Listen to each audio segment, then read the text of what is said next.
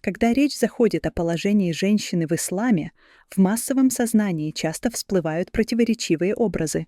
С одной стороны, угнетенная, лишенная прав женщина, закрытая паранджой, с другой — восточная красавица из сказок. Обе эти крайности далеки от сложной и многогранной реальности. Ислам как религия с момента своего появления в VII веке радикально изменил положение женщины в арабском обществе. Давайте отложим в сторону стереотипы и попробуем разобраться, что на самом деле говорит ислам о женщине, ее правах, обязанностях и месте в мире. Так что же ислам дал женщинам? Чтобы понять масштаб изменений, представьте себе общество Аравийского полуострова до прихода ислама, в так называемый период джахилии, невежества. В этом обществе рождение девочки считалось позором. Была распространена практика детоубийства. Новорожденных девочек закапывали заживо в песок. Женщина была собственностью. Ее покупали и продавали как товар. Она не имела права наследовать имущество, а сама считалась частью наследства. У женщины не было права голоса.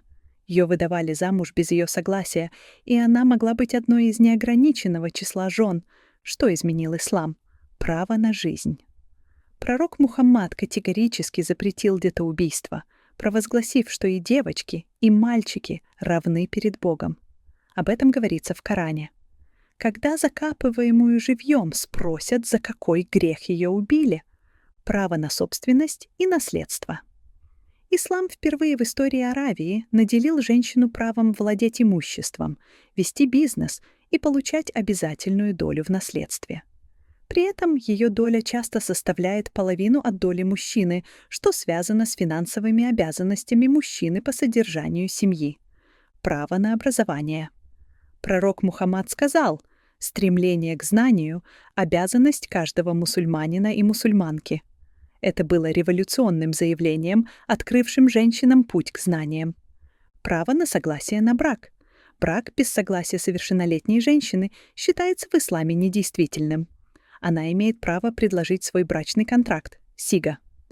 Представьте себе общество, где женщину ценили лишь как вещь.